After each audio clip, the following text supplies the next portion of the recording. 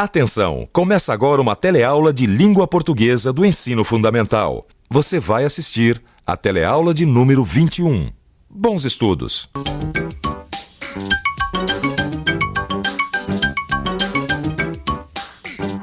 Hoje você vai ver uma aula diferente do nosso curso de língua portuguesa. Uma aula onde a gente vai conhecer o pensamento de um profissional da palavra. Vamos ver uma entrevista com um jornalista político que há quase 50 anos trabalha em jornal e televisão. Seu nome, Vilas Boas Correia.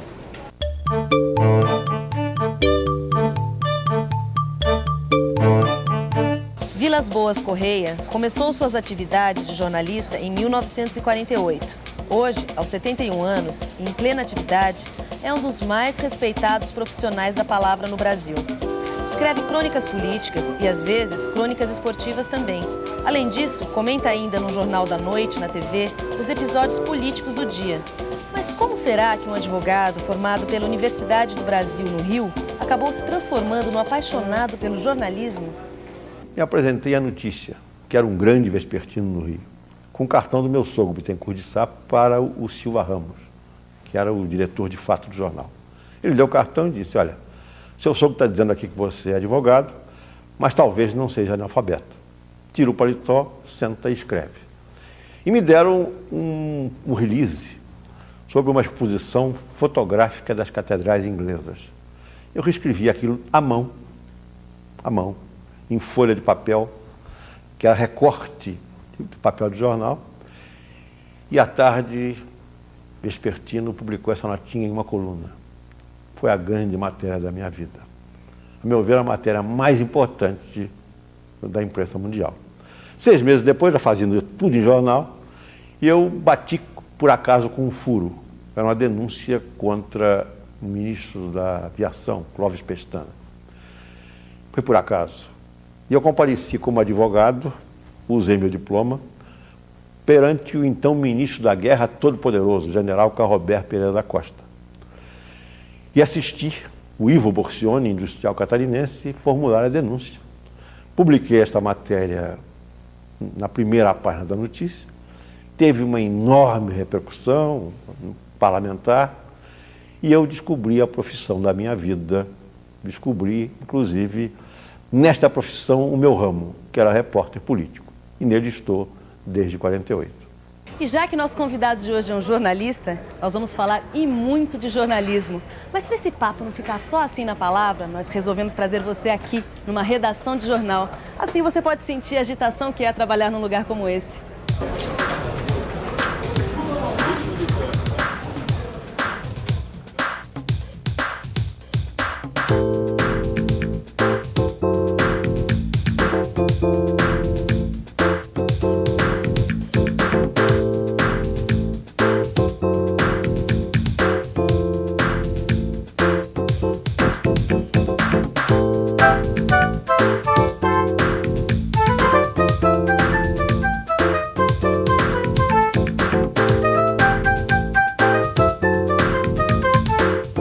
Hoje, as redações dos jornais estão quase todas informatizadas e o computador acabou se transformando no grande aliado do jornalista. Mas nem sempre foi assim.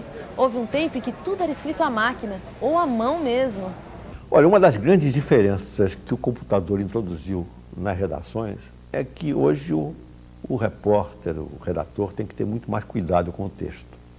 Não apenas o cuidado do texto limpo, porque ninguém vai corrigir o seu texto. Quer dizer, se você comete erros de grafia, faz um texto sujo, repetindo palavras, corre o risco de sair assim. Como também você tem hoje o texto final. Quer dizer, a não ser nas próprias editorias em que tem os copydeskers que reescrevem matérias para juntar 2, 3 matérias numa só, quem tem texto próprio faz o texto final. Quer dizer, o meu artigo eu redijo no computador, corrijo e remeto diretamente à impressão. Não passa por nenhuma revisão. De modo que isso te coloca muito mais atento, tem que prestar atenção na grafia, na construção, nas palavras, nos acentos, porque a bobagem, a burrada, o erro sai no jornal e é o seu diploma de incompetência.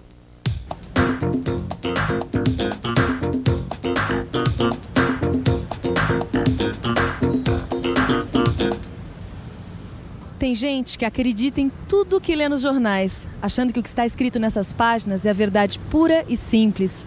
Mas às vezes a gente lê uma notícia no jornal e depois surpreende ao ver a mesma notícia no outro jornal, só que com uma versão completamente diferente. O que será que as pessoas acham disso? Deixa eu ver aqui, com licença.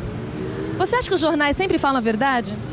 Normalmente não. Às vezes. Tentam, pelo menos. Um pouco. Às vezes sim, às vezes não. Ah, dependendo do jornal, fala. Não. Quer dizer, que verdade?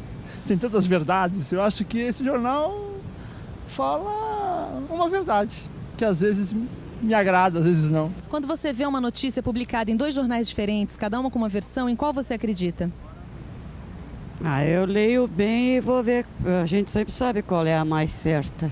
Eu não acredito em nenhum dos dois. Eu procuro analisar a situação e ter a minha conclusão. Olha, é difícil realmente você saber qual dos dois tem mais credibilidade, né? Os jornais, eles gostam muito assim de enfeitar um pouco a coisa, eles exageram às vezes um pouco as coisas na notícia, então realmente é difícil você fazer uma análise, né? Diversas fontes de informação fazem com que você tenha uma certa visão global sobre o assunto. No jornal que se preza, um jornal respeitável, eles pelo menos se dividem em 2 blocos distintos, que é a parte do editorial, comandada pela direção, onde o jornal defende os seus pontos de vista, dá os seus palpites.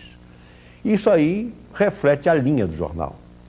E há o noticiário, que deve ser o mais independente possível. Essa é a teoria. Na prática é um pouco diferente, porque é evidente que quando o jornal tem uma linha, essa linha acaba sendo um nevoeiro, né, que se adensa sobre a redação e de alguma forma condiciona as notícias. Agora, nesses meus quase 50 anos de imprensa, eu nunca recebi de nenhum diretor de jornal instruções para torcer matérias a favor ou contra qualquer lado. E por isso é que eu nunca saí de nenhum jornal por uma ordem dessa, que eu jamais aceitaria. Quando que pasquins, jornalecos, etc., tal, que se vendem, que se alugam, devem ser diferentes. Na grande imprensa, o clima é um pouco diferente. Sempre que se fala em verdade jornalística, a gente se lembra de uma coisa que é fundamental, não só para os jornalistas, como para qualquer cidadão: a liberdade de imprensa. Você sabe o que é liberdade de imprensa? Vamos ver se a gente acha liberdade de imprensa em liberdade. Liberdade, aqui.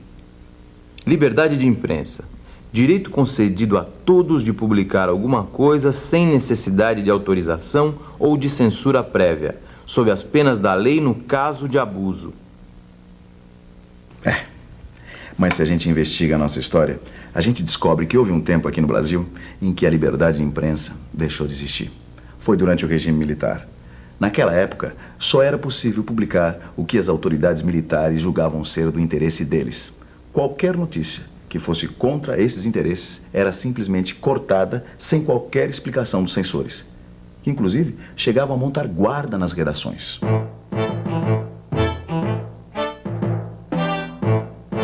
Um jornal que na época da ditadura militar ficou conhecido pela criatividade e pela coragem, substituindo matérias censuradas por versos de autores famosos, até mesmo na primeira página, foi o jornal O Estado de São Paulo.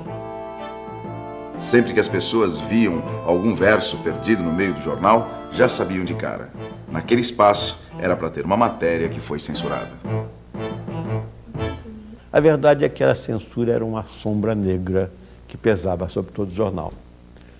Porque quando se tinha uma denúncia a fazer, a revelação de uma tortura, de uma prisão, de um escândalo, de qualquer fato que incomodasse a ditadura, qual era a opção do repórter? Bancar o herói e fazer uma matéria de denúncia explícita, e isso seria censurado, fatalmente, ou tentar driblar a censura, passar um recado por linhas curvas, amoldar o texto para sugerir a informação. Todo mundo optava por esta fórmula. Mas isto amesquinhava o texto, tirava a força do texto, do impacto. De modo que a censura é uma coisa tão terrível que mesmo na resistência, ela te obriga a concordar de alguma maneira com ela, a se ajoelhar diante dela. A censura é uma vergonha, é uma mancha na vida de um país.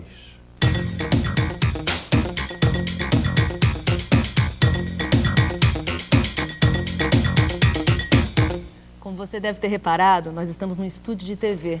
Aqui também se produzem notícias, só que de uma maneira um pouco diferente da maneira que se produz num jornal.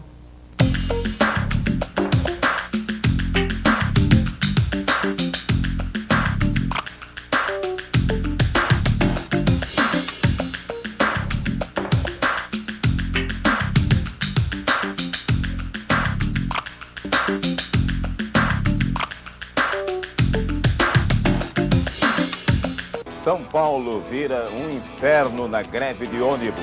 O trabalhador paulista esperou até 4 horas para garantir condução. Desde cedo, os funcionários reduziram pela metade a velocidade dos trens. A greve também trouxe consequências dramáticas para os hospitais públicos da capital. Havia uma enfermeira para cada 26 pacientes internados. Apesar de tantos telejornais quanto os jornais impressos trabalharem com as mesmas notícias, eles têm maneiras diferentes de abordar os fatos. Você já parou para pensar nessas diferenças? Que diferenças são essas? A televisão é muito mais escrava da imagem. Quer dizer, quando o texto de televisão, além de ser mais curto, mais direto, mais coloquial, que passe a informação o mais rapidamente possível, ele também se escraviza muito à imagem que a televisão dispõe. Ao passo que o jornalista, na imprensa, não só ele tem mais espaço, ele pode fazer um texto mais caprichado, com fumaças intelectuais, como ele também não está prisioneiro de imagem nenhuma, e sim da apuração, daquilo que ele sabe, daquilo que ele conseguiu levantar. Então isso acaba estabelecendo uma grande diferença, embora seja curioso que, de um lado, a televisão tenta cada vez mais entrar na análise, na interpretação, que é o forte da imprensa escrita, e a imprensa escrita, por imposição hoje do seu processo industrial, da valorização do espaço, do papel, cada vez mais reduz a notícia, faz ela mais direta, mais próxima da televisão. Nosso programa de hoje está chegando ao fim, mas antes de terminar, gostaria de fazer uma última perguntinha para o Vilas Boas Correia. O que a gente deve fazer para ler o jornal ou assistir um noticiário de TV sem se sentir enganado? O repórter, redator, não mente de propósito. Ele se equivoca, muitas vezes, por falta de tempo. Essa exigência de pauta da hora de fechar o jornal obriga o repórter, às vezes, a escrever sem ter convicção da informação. Na área política, há uma deformação terrível da militância. Sente-se muito isso nas épocas de campanha, quando as paixões são mais acesas, que o repórter puxa a brasa para a sardinha do seu partido. E o repórter também erra. O repórter também erra. E é muito fácil o erro na imprensa por causa do tempo, da rapidez com que as coisas têm que ser apuradas, da hora certa de fechar. O leitor, em geral, descobre a notícia errada porque ela acaba sendo denunciada. Quer dizer, a parte prejudicada bota a boca no mundo, o próprio jornal corrige muitas vezes o seu erro. Essa impressão de que a notícia é intencionalmente distorcida é uma impressão, em geral, falsa. Agora sim, chegamos ao fim de mais um programa. Um programa que, como você reparou, foi bem diferente dos outros programas que nós vimos. Daqui para frente, periodicamente, nós vamos apresentar outros programas como este. Programas que mostrem um pouco o dia a dia e o que pensam os profissionais que trabalham com a palavra. É só você aguardar. E até a próxima.